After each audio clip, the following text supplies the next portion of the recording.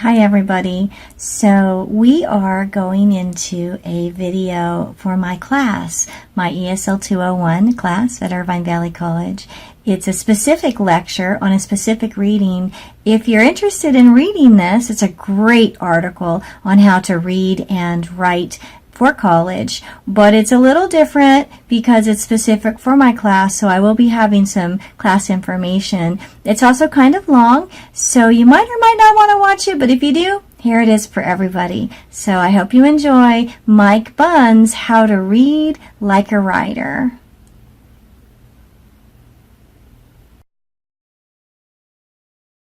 Today I'm going to be going over How to Read Like a Writer by Mike Bunn. This is a really great article, and it's going to help you a lot as you read all of the course text we have this semester. What I'm going to be doing is going over just the things that I thought were important in this particular article, and I'm using my annotated notes as an example for you so that you can see in real life how someone actually does annotate. This is the way that I would be annotating if it were for my own class, for my own knowledge. So at the very top of the page we can see that there's 27 vocabulary words that I identified as important for you, and you might want to go back and study if you don't know what they mean. Another thing that we look at then to start out is, let's just start with the title, How to Read Like a Writer. Titles are a very important aspect of any essay or article because they set the tone from the first minute. In this particular title, we can see that Mike Bunn is going to be telling us how to do something. And the entire opening here of 1, 2, 3, 4, 5 paragraphs, if we look at 71 and 72, is actually an introduction. This is a 15-page article. The longer the article or the essay, the longer the introduction can be. He starts out here with a story, which a name for a short story is an anecdote. Anecdotal is the adjective form. So this is an anecdotal opening, a short story where he's talking about a job he had in a theater, and then he gets over here on page 72 and we get to the point, which is writing is a word-by-word, sentence-by-sentence process. And then here, this is also a very important sentence to preview what's coming in this essay. I came to realize that writing consists of a series of choices. And Mike Bunn is going to give us these choices in this article, which is really exciting. It's going to help us a lot. So here we have another aspect of articles, which are these headings. And headings are very particularly helpful as you're reading longer articles because they help us know what we're doing. This could be a paragraph in one of the essays that we're doing. All of this chunk could be one whole paragraph. So make sure that you notice headings. They're signposts for you to know what's coming. So in this case, he's asking us, what does it mean to read like a writer? Now, I was looking for a thesis, and I did not find a one-sentence thesis. Again, this is a 15-page article. You don't have to have a one-sentence thesis in something like this. And it's not exactly explicit, it's more like implied. But I found 3 different things. His thesis is, if we go back to the, again, title, here's his thesis, How to Read Like a Writer. He's going to tell us how to do that. And here he's defining what does it mean to read like a writer. So in this section with these 3 paragraphs, I found 3 different points for reading like a writer. And this is the first. The idea is to carefully examine the things you read, looking at the writerly techniques in order to decide if you might want to adopt similar techniques in your writing. So we're reading, but we're also analyzing the actual writing techniques themselves as we write. And this is very helpful. This then is our second idea. Instead of reading for content or to better understand the ideas in the writing, you are trying to understand how the piece of writing was put together. How did the writer put it together? Why did the writer make the choices that he or she made? Why that vocabulary? Why that sentence structure? Why that hook? And then this is also very important. The goal as you read like a writer is to locate what you believe are the most important writerly choices. What you believe. Okay? This is a little bit subjective. Now, we can't decide that the most important thing is the fact that it has 72 page up here. That's a editor's thing. We're looking at the choices that the writer made so that we can help model our own writing. And it's all again about choice, which is what he said here. Writing is a series of choices. So you can see even here on the first 2 pages, he has this theme going through. The steps of writing, reading like a writing, modeling writing, and above all, making choices. So let's look then at the next page and see where he's going with this. He's talking to the reader directly. That's another thing I want you to notice. He's actually talking to you. Listen to what he says here. Say you're reading an essay in a class that begins with a short quote. Bunn is actually trying to make it feel like it's a conversation. My book, Editing Academic Text, does the same thing, so that it feels like a conversation. Your academic essays in class are a little bit different. They're more informative. They're more third person. It's very important to have the right writing task and the right tone go together. So in this case, we look because we're analyzing why he made the choices he made. And he's trying to educate us on how to read like a writer. So he is, in fact, talking to us directly. And we can see what Bunn is doing here is talking about a different kind of hook. He used in this essay an anecdotal hook, but he's talking about using a quote as a hook, which is one of the kinds of hooks that it can be effective for essay and one of the ones that I'm going to encourage you to use this semester. He's talking about analyzing this quote when you start your essay with a quote. And he's giving you here a list of things that you can ask yourself about the quote. Pros and cons, who's your audience. So basically, even in his information here, he's helping you that you can use the same kind of techniques in your writing this semester, which is what we're going to be doing. This again goes back to goal, which back on 72 he talked about. And he says here the goal is to carefully consider the choices the author made and the techniques that he or she used, and then decide whether you want to make those same choices or those same techniques in your own writing. Again, this is about choice. He then goes on here to give a specific example of the student doing that, which you can read on your own.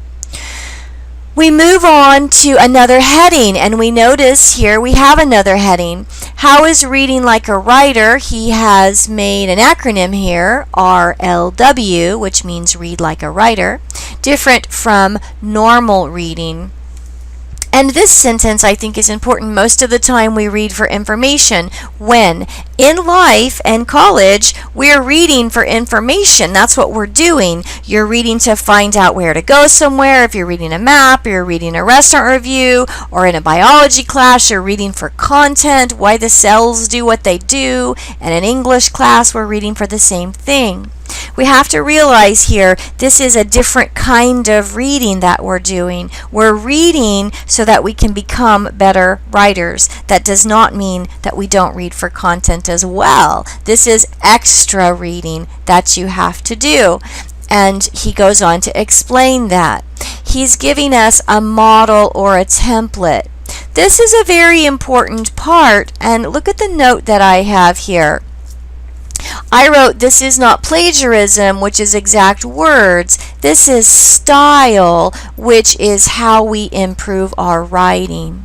So when we're looking at specific things, in another text, we are not copying the ideas or the text. Look what he said here. When you read like a writer, you are trying to figure out how the text you are reading was constructed so that you can learn how to build one for yourself.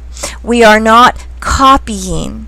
We are modeling. And that is the way, ladies and gentlemen, that writers become writers. We look at good writing and we model that good writing. This is the basis of the quote sandwich as well that we'll be using this semester. So it's really important that you're comfortable with modeling this, but you don't cross over into the realm of plagiarism, which is in fact copying.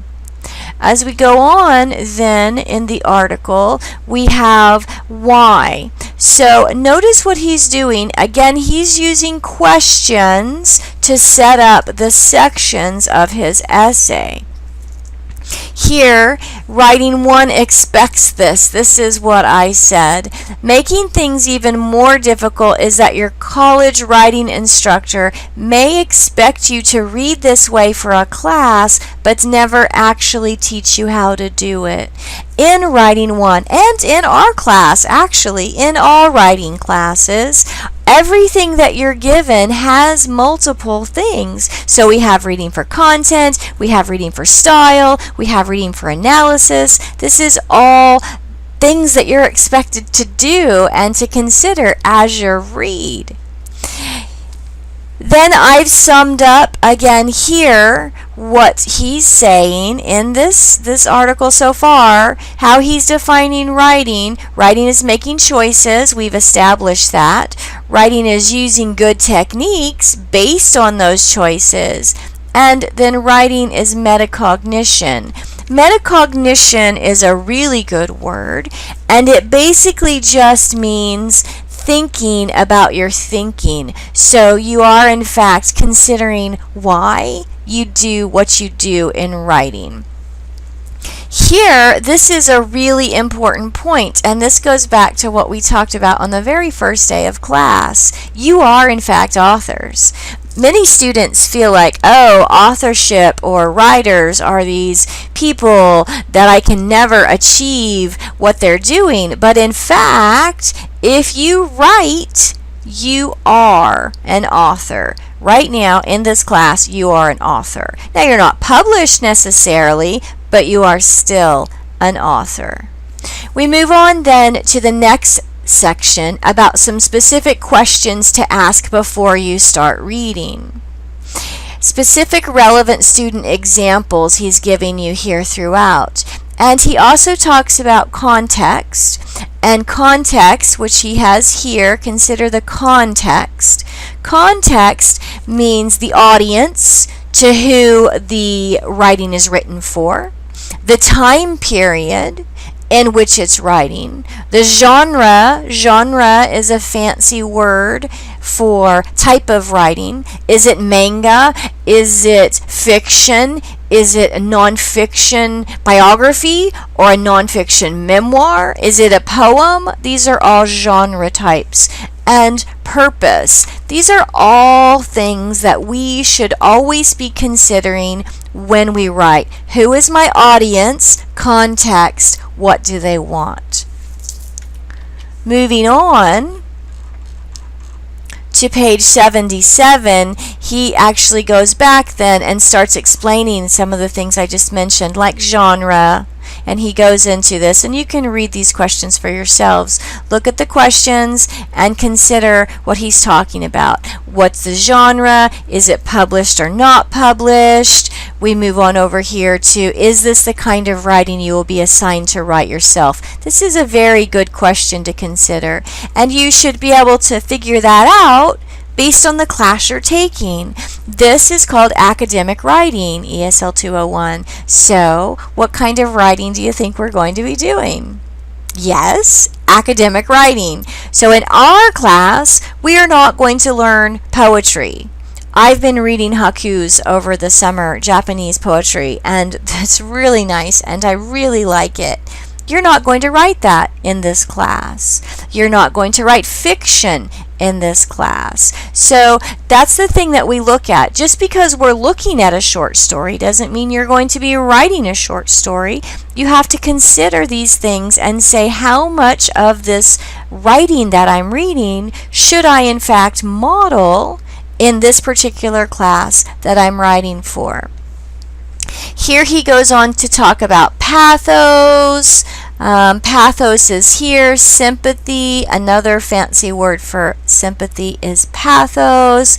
And then here he's talking about jokes and funny stories. This goes to tone. This is anecdotes. Do you want to do that in your writing? So again, he's giving us more and more questions to ask about our writing.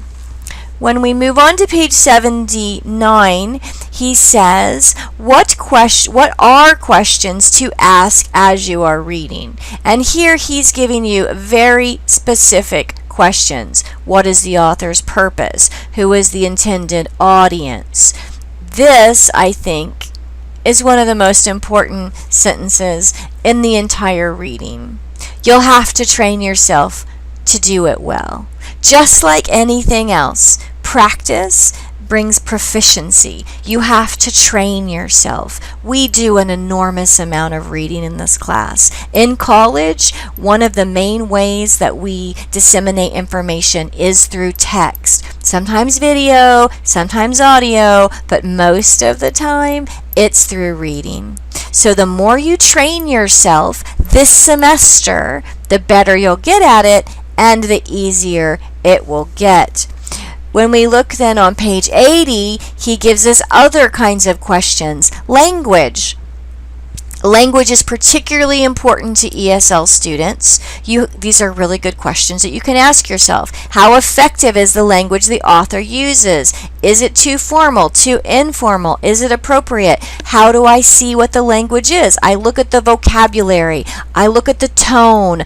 I look at the verb tenses. I look at all the things that we've studied in language, which is why grammar is so important. And it's such an important part of your writing. Your grammar and grammar proficiency goes to these questions.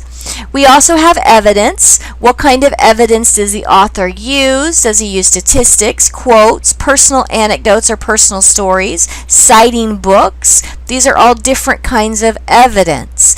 After we identify the kind of evidence, then we ask, how appropriate or effective is this evidence? Does this evidence work? Would a different type of evidence or a different combination of the evidence be more effective? So we analyze what they're using and then identify what they're using and then analyze the effectiveness. Here we go back to purpose. This is one of the most important things for context. What is the purpose? Why am I writing? Then other questions are about clarity and coherence, which is always part of our grading rubric. Are there places in the writing that you find confusing? Are there places that are unclear? What about the writing in those places makes it unclear? So if you run across in your writing, when you're reading one of these articles, something that you don't understand, don't just say, I don't understand. Analyze it. Ask, why do you not understand? Why is it confusing? Is it because of the evidence? Is it because of the language? These are the kinds of things that we ask as we read like a writer. On page 81, Bunn then goes on to sum up all of these questions that he's been telling you to ask. And I think it's really important that we read this because there's a question that you might ask that Bunn did not have you ask. Let's read this paragraph, a bit of this paragraph. Notice that in these questions, I am encouraging you to question whether aspects of the writing are appropriate and effective in addition to deciding whether you liked or disliked them. You want to imagine how other readers might respond to the writing and the techniques you've identified. Deciding whether you liked or disliked something is only about you. Considering whether a technique is appropriate or effective lets you contemplate what the author might have been trying to do and to decide whether a majority of readers would find the move successful.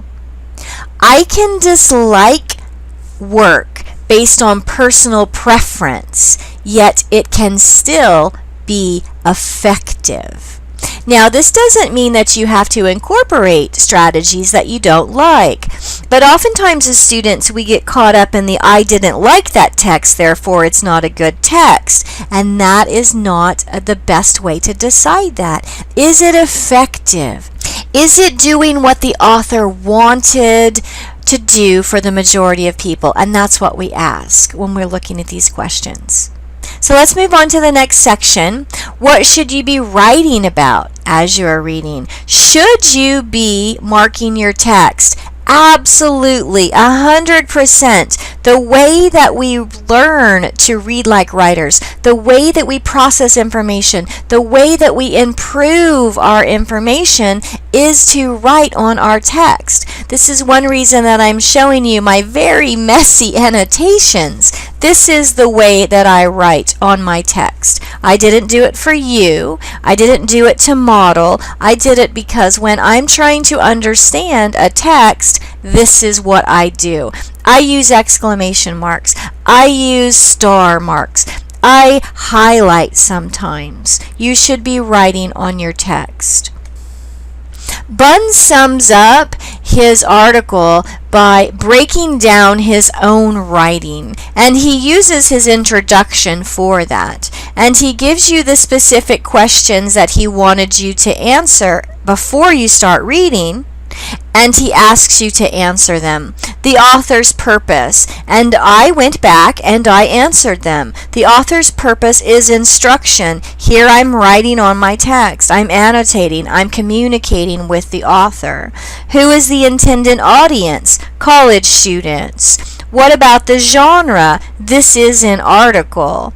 We know it's published, and we know that you and your writing class this semester aren't necessarily going to be published, so you're not going to be writing specific writing like this, but we can still model some of the things that he suggests for us.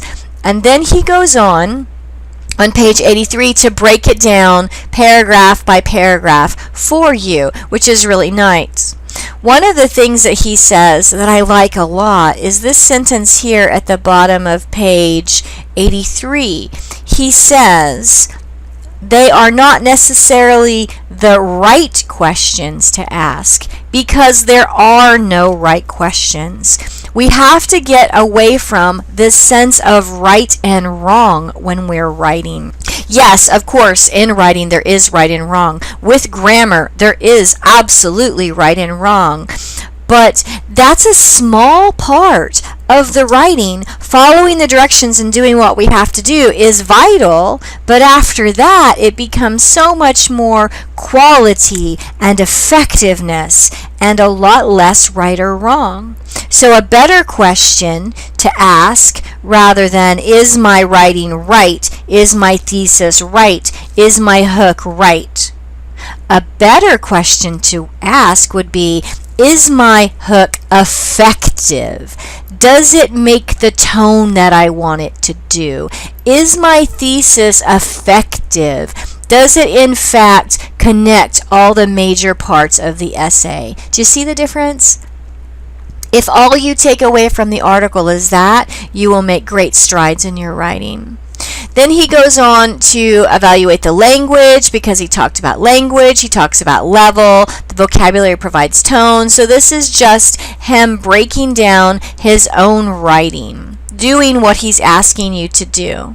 And then he finishes up with his conclusion. This actually, I would say, starting with the entire last section is really his conclusion. And he gives you, again, this is a kind of evidence, student evidence, questioning why the author made certain decisions, considering what techniques could have made the text better, deciding how to include the best attributes of what you read in your own writing. This is what reading like a writer is all about. Are you ready to start reading? And so this is our article for Mike Bunn. It's been a long video and there's a lot of things to consider, but this, if you can incorporate these techniques and these skills and practice them in your own writing and your own reading, then you'll become so much better. And that was what a lecture, a college lecture, looks like in my class. So I hope you learned something. I hope you have a better idea of what kinds of things you should do when you are reading a college kind of text for writing in a writing class. If you like the video, go ahead and like it. The bell is right down there. If you want to like or get some information, you know what to do. Also, you can always subscribe to my channel. My channel has a lot of different kinds of things. There's class specific, there's everybody specific. I'm having a great time with it. So I hope you're having a great time and I hope you're learning something. And I will see you next time here in my class.